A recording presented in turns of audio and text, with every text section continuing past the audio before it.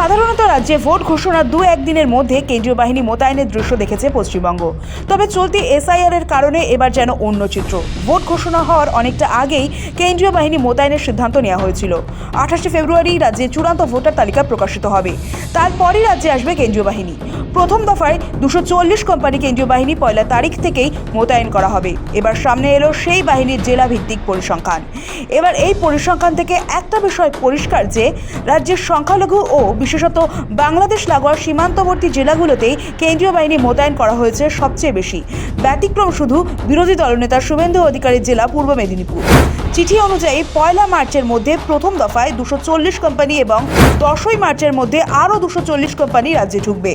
বাহিনীর মধ্যে রয়েছে সিআরপিএফ, বিএসএফ, সিআইএসএফ, আইটিবিপি ও এসএসবি।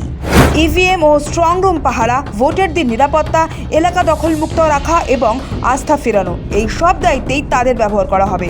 প্রতিটি কোম্পানির 9টি সেকশনের মধ্যে 8টি সেকশন সরাসরি বুথ ও আইন শৃঙ্খলার দায়িত্বে থাকবে, বাকি একটি কিউআরটি ও তদারকির কাজে। জেলাভিত্তিক বন্টনে নজর কেড়েছে পূর্ব মেদিনীপুর। সেখানে পাঠাতে হবে 14 কোম্পানি। রাজনৈতিক মহলের একাংশের মতে বিরোধী দলনেতা শুভেন্দু অধিকারীর জেলা হওয়ায় পূর্ব মেদিনীপুরে বাড়তি সতর্কতা রাখা হচ্ছে। এরপরেই রয়েছে কলকাতা এবং মালদা। এই দুই জায়গাতেই 12 কোম্পানি করে বাহিনী মোতায়েন করা হবে।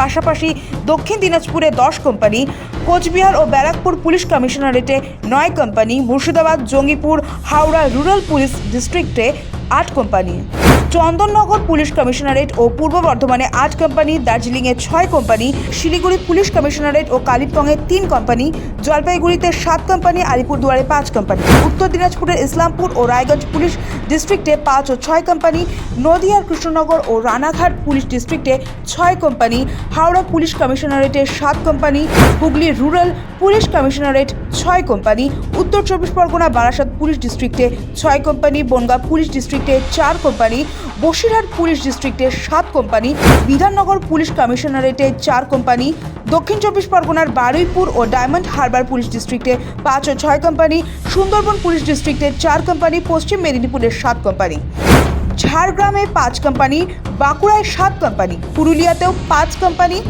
বীরভূমের 7 কোম্পানি মোতায়েন হবে। সবকিছু ঠিক থাকলে মার্চেই প্রথমে কিংবা মাঝামাঝি সময়ে বাংলায় ভোটের দিন ঘোষণা করতে পারে কমিশন। চলছে জোর কদমে সেই প্রস্তুতি, কিন্তু তার আগেই রাজ্যের মানুষের নজর রয়েছে এসআইআর তালিকায়। রয়েছে আতঙ্ক। 28 ফেব্রুয়ারি চূড়ান্ত তালিকা, বাড়তি আশঙ্কা। রাজ্যের মুখ্য নির্বাচনী আধিকারিক মনোজ আগরওয়ালের মতে 28 ফেব্রুয়ারি চূড়ান্ত ভোটার তালিকা প্রকাশের পর কিছু এলাকায় অশান্তি তৈরি হতে পারে। সেই সম্ভাবনা মাথায় রেখেই আগাম প্রস্তুতি নেওয়া হচ্ছে। প্রয়োজনে বিচার বিভাগীয় আধিকারিকদের নিরাপত্তাতেও কেন্দ্রীয় বাহিনী ব্যবহার করা হতে পারে, এমনটা বলেও ইঙ্গিত মিলছে প্রশাসনিক সূত্রে। ভোটের আগে আইন শৃঙ্খলা সহ একাধিক বিষয় নিয়ে দফায় দফায় রাজ্য পুলিশ প্রশাসনের সঙ্গে বৈঠক করেছেন রাজ্যের মুখ্য নির্বাচনী আধিকারিক মনোজ আগরওয়াল। সিও দফতর স্পষ্ট জানিয়ে দিয়েছে, বাহিনী আসলে তা কোনোভাবেই বসিয়ে রাখা হবে না, এমনকি দ্রুত রুট মার্চ করতে হবে বলেও নির্দেশ দেওয়া হয়েছে। সব মিলিয়ে চূড়ান্ত তালিকা প্রকাশের আগে থেকেই রাজ্যে নজিরবিহীন নিরাপত্তা বলয় গড়ে তুলতে চাইছে কমিশন ও কেন্দ্র। সৌভিক সান্যালের রিপোর্ট, সময় কলকাতা।